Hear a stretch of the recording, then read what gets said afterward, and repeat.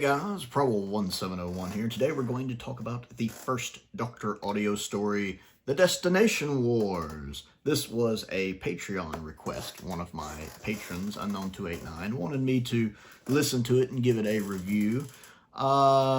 This could be the first time I've ever listened to a Doctor Who audio where the Doctor is not voiced by the original actor. I don't think I've ever listened to audios of the first, second, and third Doctors before. I think I've listened to stuff like Light at the End, which might have had little cameos by them, but I'm not used to having a non-original actor voicing the Doctor. I tend to listen to, you know, the 4th, 5th, 6th, 7th, 8th Doctor stories.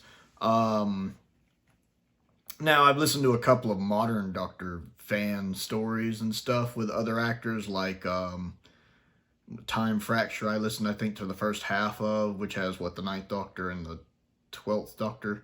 The first half of it was really good. So I've listened to some of that stuff, but I've never just listened to one of the Big Finish audios with not just a different actor playing the first Doctor, but a whole new cast. And I found it very problematic. Now, I do think that might be, oh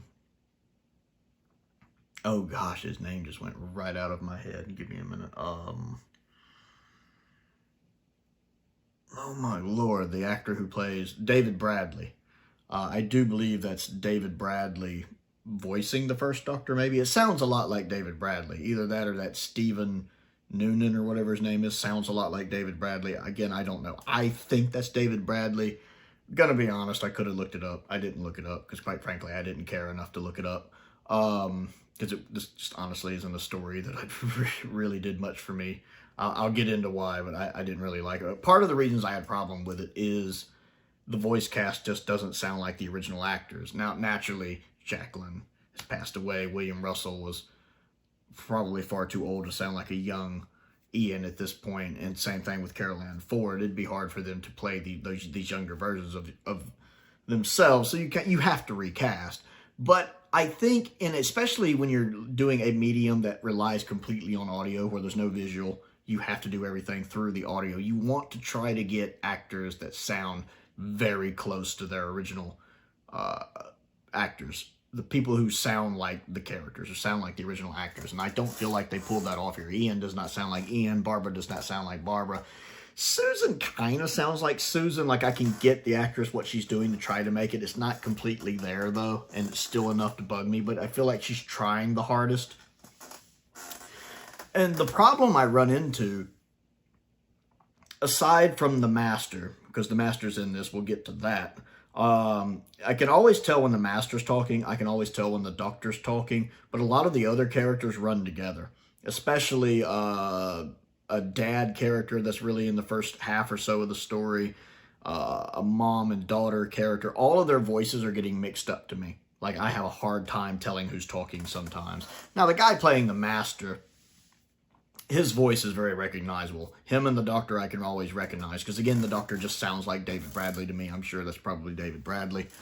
And when I was picturing this story in my head, because I do tend to, when I'm reading or I'm listening to an audio story, I tend to mentally picture the events going on. I was picturing Bradley's first Doctor, not Hartnell's first Doctor. And I was picturing it more in color and filmed in modern times, like Twice Upon a Time, despite having Ian and Barbara and Susan there. It was Bradley's first Doctor that was in my head throughout, not Hartnell's, because Bradley's first Doctor and Hartnell's first Doctor are just very different characters. They just are. If you've seen a lot of Hartnell, you know this. They're just different characters. I like the first Doctor in Twice Upon a Time, and in some ways I have some issues with him as well. But in that story on his own, he's fine for the most part. But when you start trying to compare him to the actual first Doctor, William Hartnell's first Doctor, it doesn't work. It's one of the reasons I much prefer Richard Herndl's first Doctor. He feels closer to Hartnell's Doctor. And in this story, the Doctor also feels more like Bradley's Doctor. So that's the one I'm picturing. The reveal of the Master is really weird here because it's so blatantly obvious it's the Master. Like, it pretty much shows its hand before you get to the end of part 1, or right around the end of part 1, when Susan recognizes this character called the Inventor, who is praised as the savior of this colony on this planet. in the future. And, you know, it's kind of obvious it's the Master. Like, I remember thinking, I wonder if this is the Master. I hope not. It seems so obvious. But right there, kind of at the end of part 1, it strongly insinuates it's the Master without officially saying it. Like, it keeps cutting off right saying, tell him it's not the inventor, it's actually, and then her hand gets covered because Susan sees him first. And so I'm spending the whole second part of this, because it's a 4-parter, each part being half an hour.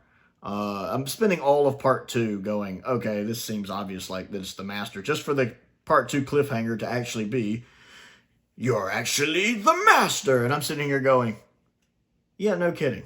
I know it's the Master. It's so obvious it's the Master. I mean, it's more obvious it's the Master than it is in King's Demons. It's more obvious than, hey, that's obviously Anthony Ainley. I mean, I watched King's Demons for the first time knowing the Master was in it, but even if I hadn't known, I could have spotted that was Anthony Ainley. I remember watching Jess's review of King's Demons she did recently, where you could see her clicking it. Like, there's a couple times where she's not 100% sure, but you can tell she's... And then she just flat out calls it before it's even announced. I think that's the Master. And she was right. It is. It's so obvious that it's Anthony Ainley in the King's Demons. It's even more obvious here. I'll put it this way. This is the most obvious it's the Master I've ever seen. It hands down beats King's Demons. Because it's so obvious it's the Master. So I'm like, why does it spend a whole episode, basically, not saying it's the Master when it's obviously the Master? Now, I thought for a minute maybe they were trying to be clever. Maybe it was a red herring. Maybe it was a misdirect. Maybe it was the Ronnie, or as a male version of the Ronnie. Maybe it was Morbius, or maybe just some other Time Lord that the Doctor knew. Maybe it was a misdirect to make you think it was the Master, because that would have made way more sense for them to misdirect. And I'm thinking, okay, maybe it's trying to trick me into thinking it's the Master because it's so obvious, just so it can pull the rug out for me and go, ha, got you. No, it didn't do that. That would have been clever. This is just like, it spends a whole episode of you knowing it's the Master just for it to go, actually, you know I'm the Master. Yeah, no kidding. It's the least shocking cliffhanger in Doctor Who ever. So I had a lot of problems with that. The story itself is, it seems like the Master. The Master is pitting a group of aliens who are native to that planet against the human colonists. He's playing both sides against each other. It's very the Master. I will be fair on that. It feels like a third Doctor Master story, like Frontier in Space or the Sea Devils, where he's playing both sides for his own benefits, and which in this case is trying to repair his TARDIS. His TARDIS was destroyed, damaged. He only managed to salvage part of it, so he's trying to build up the technology that he can use to power up his little laboratory so he can leave. Now, I'm not sure which version of the Master this is. I don't know if this is, I can't remember the actor's name, Richard maybe. The guy who played in The Thin Blue Line. Because I like The Thin Blue Line. Funny show. And I remember he played the kind of skinny, nerdy guy. I know he was like supposed to be like the original incarnation of the Master, at least before he got in some kind of political trouble or something, and Big Finish kind of just like completely erased him from Big Finish or something. I don't know. I try not to do politics on the channel. That's not what you guys come here for. But I can't tell if that's that actor or not. I'm liking the performance of the Master. It's probably my favorite performance of the story. Again, I can always tell when the Master's talking. The first 3 parts were really a struggle for me. Like, there was a little bit in part 1 where I kind of started picking. I really struggled, like, the first few minutes in, just, again, with everybody sounding different, and I was really having a hard time. And then it kind of picked up a little bit in part 1, just for it to kind of lose me again by the part 1 cliffhanger. Parts 2 and 3 were such a chore to get through. Part 4 picked up. I watched the first 3 parts yesterday, and then I did part 4 today. And I will admit part 4 picked up. It does a couple interesting things, with the Master actually getting the Doctor's TARDIS and being frustrated he can't steer it. And he's just totally blaming the doctor for it. He's been working on it, hasn't he? Like, he's totally blaming the doctor working on it, not knowing what he's doing as the reason why the TARDIS doesn't work right. I find that funny. I'm not even going to say it's wrong, but I found that amusing. Watching Ian and Barbara subdue him is kind of funny. Although he actually did hypnotize them a little bit, and I don't like that because I firmly believe Ian and Barbara would be strong enough willed that the Master wouldn't be able to hypnotize them. So I call complete BS on that, to be honest. One of the things I don't like about the story. And then the Doctor actually being separated for Susan a little bit because of she's in the laboratory, which can kind of fast forward through time. And so the Doctor spends a couple years actually helping these people broker a peace between the humans, or I don't think they're actually humans, but the kind of human stand-in characters work with the native of the planets like the Doctor does. So it had some stuff it liked. Part 4 was definitely the best part. And I did perk up a little bit to where by the time the story ended, it was kind of middle of the road for me. Now, overall, I still don't really care for this story very much. But the ending of it, the final parts, it's solid middle of the road, considering, again, the voices just not sounding like these characters really bugging me. I really think I would struggle with a lot of the audios where the characters don't sound like the characters, be it the companions or the doctors. Now, some instances I could give it a pass, like Sadie Miller doing Sarah Jane, I am fine with, because I feel like that role is her birthright. If anyone can play or voice Sarah Jane, I think it's Sadie. Sadie gets a pass, much like if Sean ever wanted to play the third Doctor, we're on board for that. I feel like they're entitled to that. That's, you know, they're part of their family's legacy, in my opinion. But I really struggled. There was just such a disconnect I had with this, with these voices sounding different, with it being, with Bradley's performance of the first Doctor being so different from Hartnell's. It just feels like a strong disconnect. Again, the story itself feels like something the Master would do, but it just does a lot of things. I'm like, Part 4 helps. Part 4 pulls it up a little bit.